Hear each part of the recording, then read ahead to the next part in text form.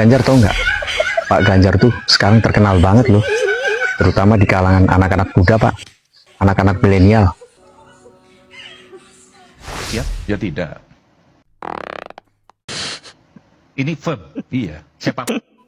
Masalahnya nggak ada juga yang ngajak gabung ke kabinet, Pak.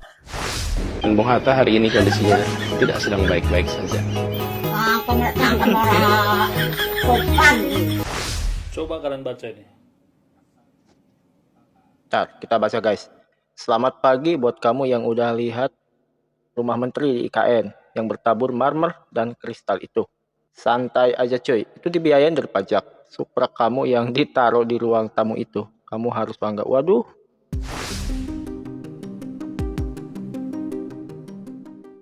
Assalamualaikum warahmatullahi wabarakatuh. Salam sejahtera bagi kita semua. Om Swastiastu, Namo Buddhaya, salam kebajikan. Oke teman-teman, saya tidak bosan-bosannya ingin membahas masalah hak angket karena memang di minggu-minggu ini masih menjadi trending topik.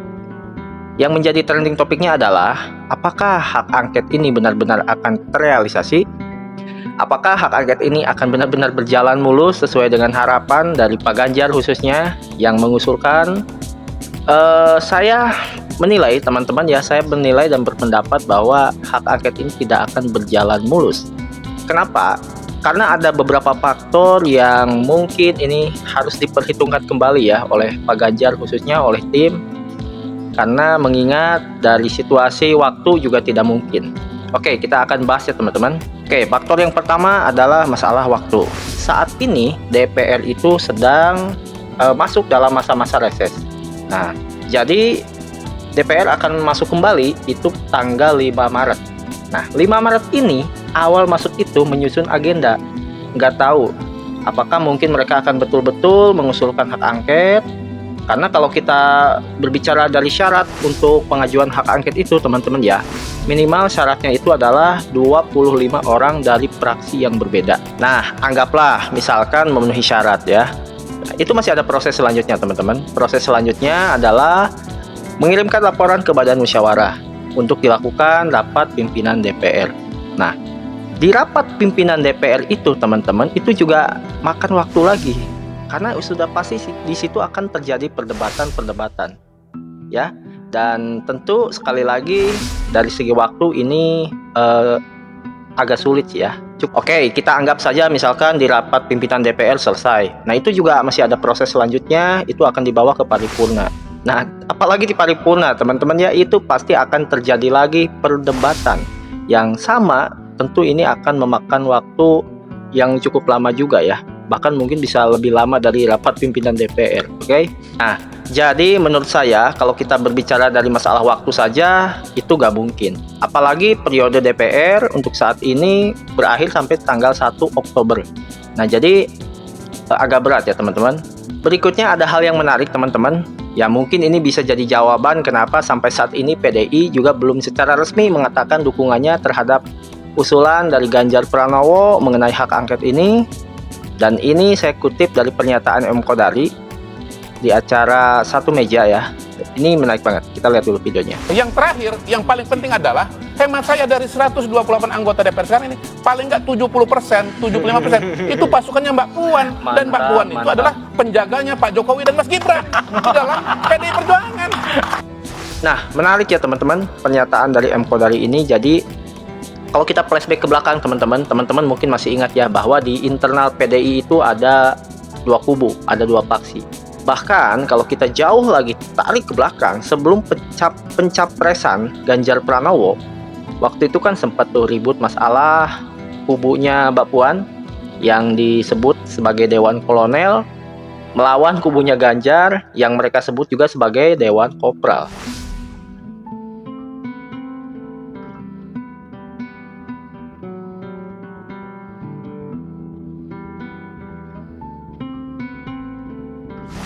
Jadi sudahlah Pak Ganjar ya, saya sih jujur aja jadi kasihan juga sama Bapak. Karena kalau melihat kondisi saat ini, semakin Anda mempertahankan ego Anda, maka sebenarnya ini akan malah semakin memperburuk citra Anda. Apalagi kalau misalkan Pak Ganjar, misalkan berniat ikut kontestasi lagi di 2029 nanti, ini berat banget ya. Karena jejak digital itu sulit untuk hilang ya. Masyarakat itu akan selalu mengingat apa saja yang sudah Anda ucapkan, apa saja yang sudah Anda lakukan. Karena sekali lagi ini malah semakin memperburuk citra Anda. Jadi ada baiknya Pak Ganjar, oke lah, kalau memang Anda masih meyakini adanya kecurangan di pemilu saat ini, ya tempuh saja mekanisme yang sudah ada melalui Bawaslu, DKPP, dan terakhir di MK.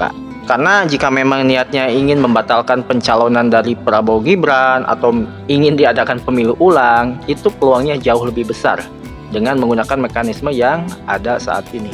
Tapi itu juga kayaknya berat banget sih Pak ya. Kalau saya menyampaikan selamat hari ini, saya mendahului KPU. Udahlah Jar, nggak usah kamu ucapin selamat. Kami udah tidak butuh selamatmu itu. Lagian kalau kamu ucapin selamat, itu bukan baik untuk kita, untuk Pak Prabowo dan untuk yang lain. Itu baik untuk dirimu sendiri. Kenapa saya bilang begitu? Karena kalau kamu bisa menerima kekalahan, bisa legowo, itu baik untuk dirimu. Prabowo itu tidak butuh kamu Jar, tetapi kamu yang butuh Pak Prabowo, karena Pak Prabowo adalah presiden. Langit akan terlihat tetap cerah tanpa ucapan selamat dari kamu. Matahari akan tetap bersinar, Pak Prabowo akan tetap bersinar tanpa ucapan selamat dari kamu Jar. Jadi manusia kok kemelinting gak habis-habis. Dengan ucapan selamatmu itu tidak akan menambah kemuliaan dari Pak Prabowo. Tetapi dengan tidak mengucapkan selamat, itu berarti kamu merendahkan dirimu serendah-rendahnya. Masuk kabinet siap? Ya tidak. Masuk kabinet siap? Ya tidak. Siap? Ya tidak. Siap? Ya tidak. Ini firm. Iya. Siapa? Masalahnya nggak ada juga yang ngajak gabung ke kabinet, Pak. Jangan GR dulu. Ini ya gini ya. Kita bandingkan tahun 2024 ini dengan tahun 2019. Pada waktu Pak Jokowi terpilih menjadi presiden di periode keduanya dan kembali mengalahkan Prabowo. Waktu itu dua kekuatan besar, dua tokoh dengan kekuatan yang sangat besar di Indonesia hanya dua, Jokowi dan Prabowo.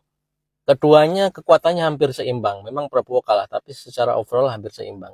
Jadi ketika Jokowi terpilih menjadi presiden, Prabowo ada di oposisi, itu oposisinya sangat kuat banget. Apalagi beliau juga adalah ketua umum partai besar, Partai Gerindra. Jadi sangat kuat banget. Nah, supaya roda pemerintahnya ini bisa berjalan lebih lancar, otomatis kan kalau Prabowo diajak gabung, parlemen pun lebih kuat. Nah, maka diajaklah Prabowo gabung untuk menjadi menteri. Prabowo berjiwa besar, yang biasanya dia nyalon diri sebagai presiden, tiba-tiba diajak hanya sebagai menteri, tapi mau menerima. Begitu juga dengan Pak Jokowi. Dengan jiwa besarnya, ngajak gabung Prabowo. Kan kalau orang misalnya nggak berjiwa besar kan malah mungkin balas dendam, akan dipenyet-penyet. Nah ini enggak. Jadi dua tokoh itu bersatu, itu penting banget. Jauh. Nah, sekarang masalahnya di 2024 ini, posisi Ganjar itu nggak kuat-kuat banget, jauh lah kalau dibandingkan sama Prabowo waktu 2019. Jadi ya nggak ada urgensinya untuk presiden terpilih nanti Prabowo untuk mengajak Ganjar bergabung. Suara hanya 16%. 16% pun itu mungkin ya sebagian karena memilih karena Pak Mahfud dan juga loyalis partai PDIP. Jadi kalau suara murni Ganjar sendiri sebenarnya nggak sebesar itu. Jadi Pak Prabowo mohon nggak usah diajak Ganjar untuk gabung menjadi menteri di kabinet, dan juga yang satunya lagi Anies juga nggak usah diajak karena masih banyak tokoh-tokoh lain, masih banyak SDM yang ada di Indonesia yang lebih bagus, lebih mampu untuk dijadikan sebagai menteri. Nggak ada urgensinya. Sebentar. Bateraiku tinggal 16%. Oke ya, cukup ya. Mak, pinjem ini dong charger. Handphone saya udah Ganjar nih. Halo Pak Ganjar. Pak Ganjar tahu nggak? Pak Ganjar tuh sekarang terkenal banget loh, terutama di kalangan anak-anak muda Pak, anak-anak milenial. Bahkan anak-anak kecil pun selalu menyebut nama Pak Ganjar. Contoh misalnya ya, anak-anak lagi pada main game, terus baterainya habis, baterainya lowbat, tinggal 16%. Mereka nyebut nama Pak Ganjar. Pinjem casnya dong, baterai gua Ganjar nih. Terus contoh lagi Pak yang lain, sebentar lagi kan puasa Pak. Kalau sore kan orang sambil nunggu buka puasa ngabuburit, ya kan? Sekarang nama ngabuburit itu diganti Pak dengan nama Ganjar. Kita Ganjar yuk sambil nunggu buka puasa, sambil cari takjil. Karena kan kalau ngabuburit itu sore Pak, antara jam 16 sama 17. Jadi diganti namanya ngabuburit jadi Ganjar. Kita Ganjar yuk.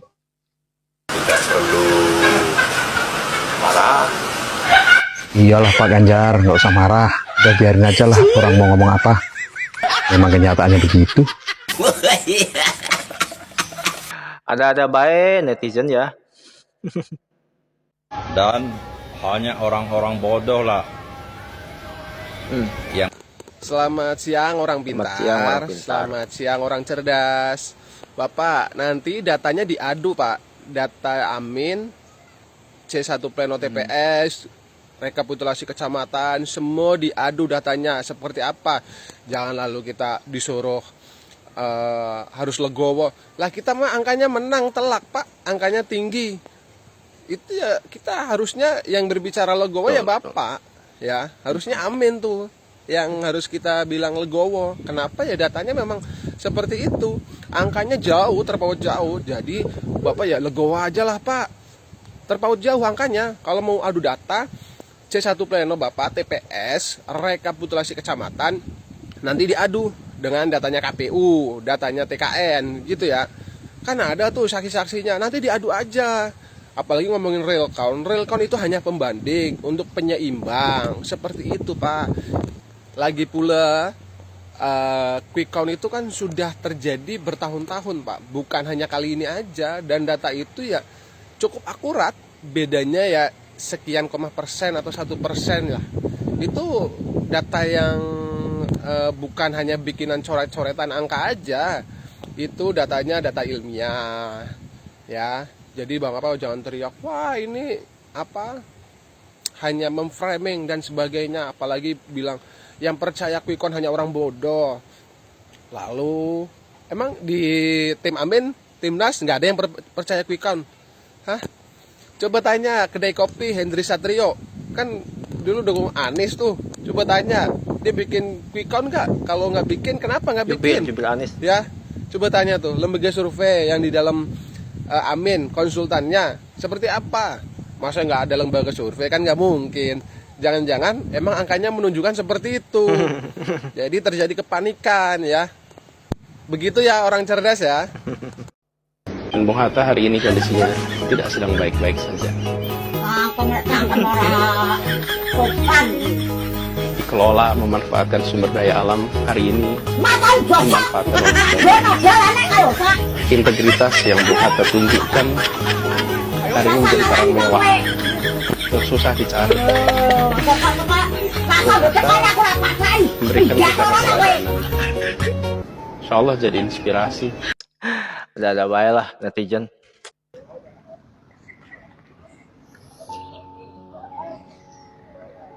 Mas Ganjar. Masa sampean nggak tahu kalau sampean dikalahin bukan sama 01 sama 02, bukan. Anda digembosin dari dalam. Karena di PDIP itu ada dua faksi. Faksi satu yang pertama dukung Anda. Faksi yang kedua nggak suka sama Anda. Mereka melihat Anda nggak punya prestasi, orangnya sombong. Mereka lah yang paling mengenal Anda siapa. Yaitu Mbak Puan. Kan dari awal Semua orang juga tahu Mbak Puan gak suka sama Anda.